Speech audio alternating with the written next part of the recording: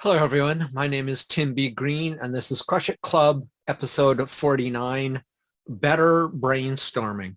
Now, I actually thought about calling this delayed disclosure, and I'll tell you why in a second. I like alliteration, but this actually gets at the essence of it a little better and is more understandable for a lot of people.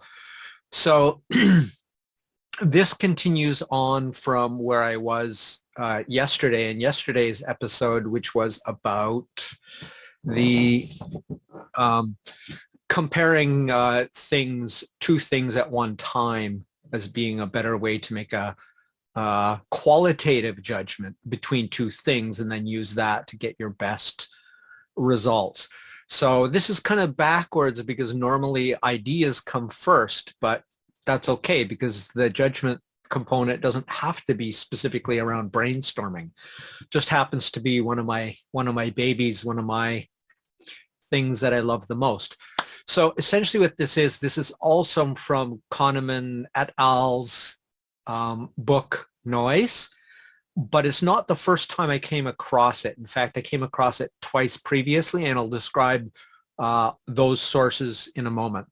But first of all, I just want to let you know, sort of delayed disclosure, what I'm saying is that if you're going to do a brainstorm, if you're going to produce ideas, especially in groups, there is actually, and there's solid evidence, solid research to support this position. You do not brainstorm as a group first. You first brainstorm as individuals. And here are the reasons for that. First of all, by doing delayed disclosure, that is not sharing your idea, your own individual ideas first, is what tends to happen is the alpha dog of the group or the boss or whoever they are, they tend to dominate the idea stream, the idea space, the design space when they speak first. And because they're dominant or higher ranking, they always pretty much speak first. As a result of that, what that does is that produces group bias and narrows the field of ideas. And then by definition, you have less opportunity for superior ideas and the very best results. So when you're doing a brainstorm as a group, first of all, do the Framestorm. If you don't know what that is, look at my episode specifically with the name Framestorm in it, which was one of the 7 in the series that I did on Matthew E. May's book, Winning the Brain Game, probably about 10 episodes ago. In essence, by having everybody for the first 5 minutes or 10 minutes or however long, even on their own before they arrive at the Framestorming and then brainstorming session, is to have them write all of their ideas down before the group does a discussion because of what I talked about. Like I said, you get these group dynamics where one individual strong or just the biggest mouth, the least shy person in the room will tend to dominate the ideas, and then that narrows the focus of everybody else.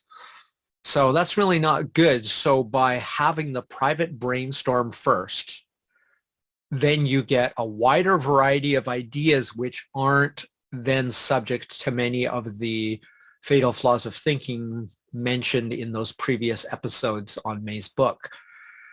So Kahneman mentions this as one of the ways to improve judgments in medical imaging in medical situations, where instead of saying when there's needs to be verification of test results, diagnostic results in radiology and that, instead of the person writing down their conclusion, their judgment of what they're seeing, is to leave that off until later. That is, don't say what you thought, write it down privately and don't disclose it, and then show it to other technicians, other experts.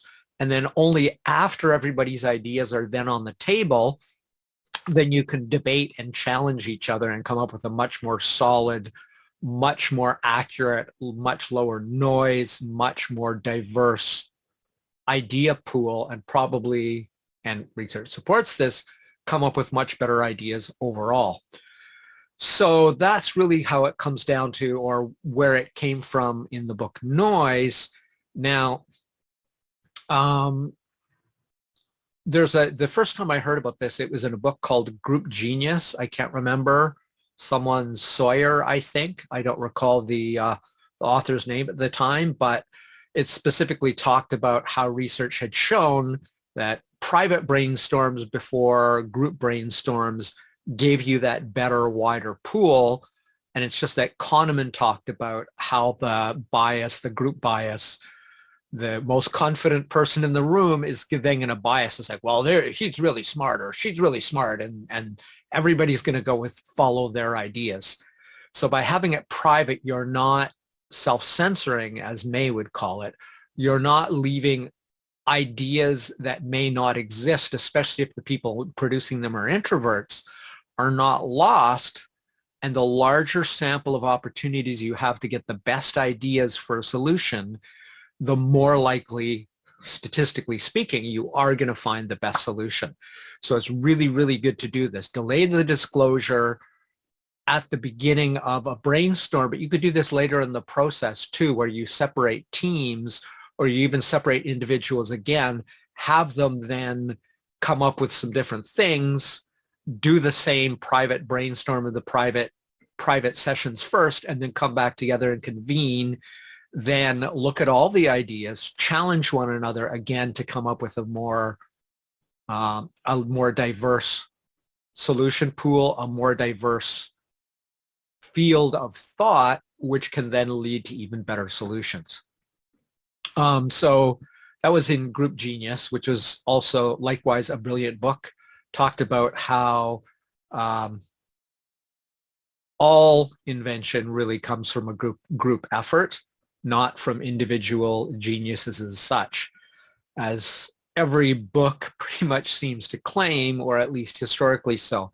And then the last one, and this was actually the second book. So my first one that I saw this in was Group Genius. The second one I saw it in was one called Brain-Centric Design, which is more about pedagogy, designing curriculum for teaching things.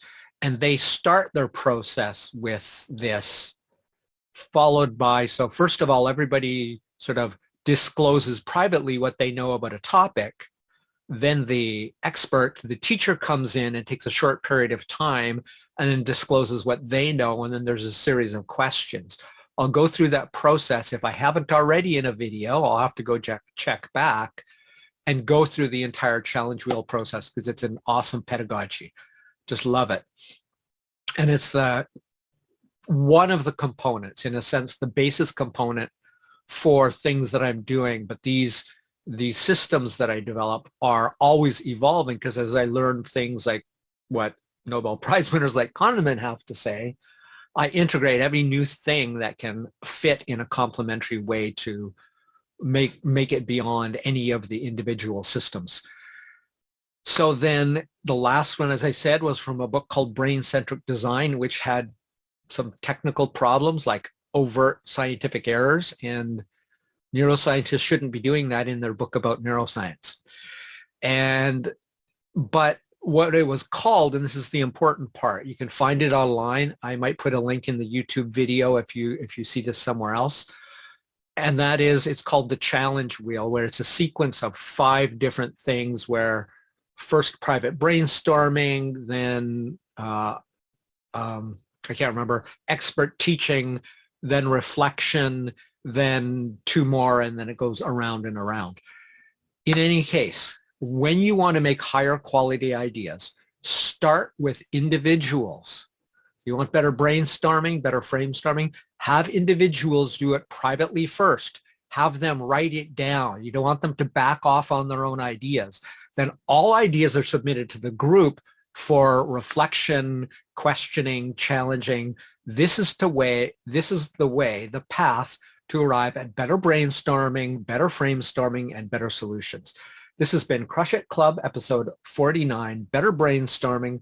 My name is Tim B. Green. Bye for now.